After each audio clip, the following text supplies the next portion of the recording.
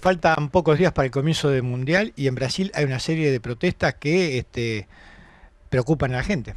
Bueno, en julio del año pasado tuvieron lugar en Brasil manifestaciones simultáneas en todas las principales ciudades en las que se manifestó en las calles la nueva clase media, sobre todo la universitaria, en rechazo de la situación actual de Brasil, tanto en lo económico como en lo político.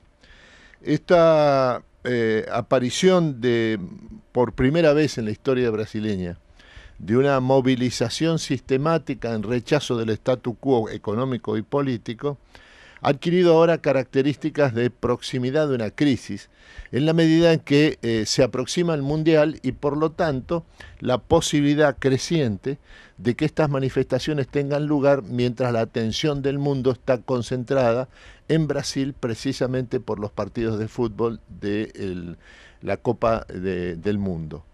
El dato más importante a tomar en cuenta es que esto no afecta tanto a Dilma Rousseff en sus perspectivas electorales. Acá lo que hay es un rechazo al statu quo brasileño, lo que implica que hay un rechazo tanto al gobierno como a la oposición. En realidad es un rechazo y una crítica al sistema político brasileño tal como funciona, en su vinculación entre el Ejecutivo del Plan Alto, por un lado, y el Congreso brasileño por el otro.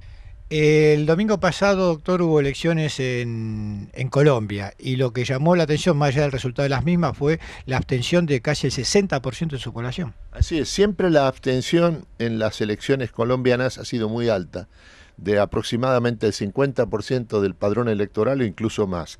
Esta vez ha habido 10 puntos más de abstención electoral que en otros procesos electorales de la historia colombiana reciente. El punto que hay que tomar en cuenta es que en esta segunda vuelta lo que está en juego no son las candidaturas de Zuluaga, el candidato de la oposición, o del presidente Santos, que aspira a su reelección. Lo que está en juego en las próximas, en la segunda vuelta de las elecciones presidenciales colombianas, es la suerte de las negociaciones de paz con las FARC que se encuentran en su fase inicial. Si Santos pierde, se terminan las negociaciones de paz con la FARC y por lo tanto se retoma el conflicto bélico que de carácter interno, la guerra civil que se desarrolla en Colombia en los últimos 50 años. Lo que hay que advertir es que la mayor parte de la opinión pública colombiana, probablemente en un nivel de entre el 65 y el 70% del total, es favorable a la opinión pública, esta opinión pública es favorable a un acuerdo de paz con la FARC. Lo que sucede es que esta opinión pública en su inmensa mayoría no participa de las elecciones colombianas. Es en la medida en que Santos logre que un porcentaje significativo de esta opinión pública que respalda los acuerdos de paz con la FARC participe del proceso electoral, al convencerse de que lo que está en juego no es la candidatura de Santos, sino la suerte del proceso de paz en Colombia y por lo tanto la posibilidad de evitar una continuación de la guerra civil que ya dura más de 50 años. También hubo una gira histórica del Papa por Medio Oriente, ¿no? Un lugar, incluso una ciudad como Jerusalén, donde hay 3 religiones y 2 estados en disputa de esa tierra. La caladura política de esta visita del Papa fue muy honda. ¿Cuál es la repercusión que usted ve y si ve que más allá de esto, si hay alguna posibilidad de mejorar la situación en esa zona? Mire, en la intervención del Papa Francisco al convocar al presidente de Israel, Shimon Peres, y al presidente del Estado palestino, Mohamed Abbas, a rezar en conjunto por la paz en el Vaticano, es un acontecimiento esencial, fundamental de la política internacional del siglo XXI. Esta vez la intervención del Papa todo indica que también va a tener eficacia política.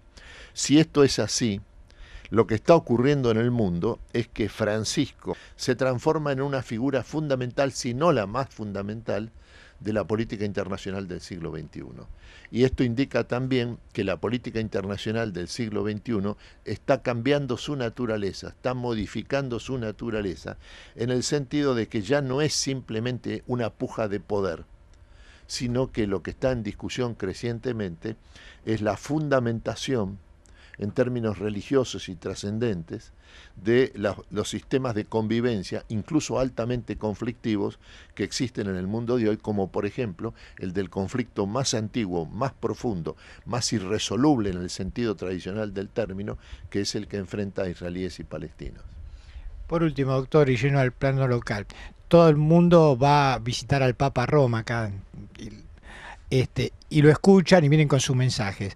¿Les hacen caso o simplemente son mensajes? Bueno, yo creo que el Papa Francisco está cumpliendo un papel político fundamental en la Argentina de hoy. Ha quedado de absolutamente en claro que el Papa Francisco respalda la continuidad de la presidenta Cristina Kirchner hasta la terminación de su mandato, que se produce indefectiblemente en diciembre del 2015. Este es un elemento que asegura la estabilidad política del país en esta etapa final del sistema de gobierno que controla a la Argentina en los últimos 10 años.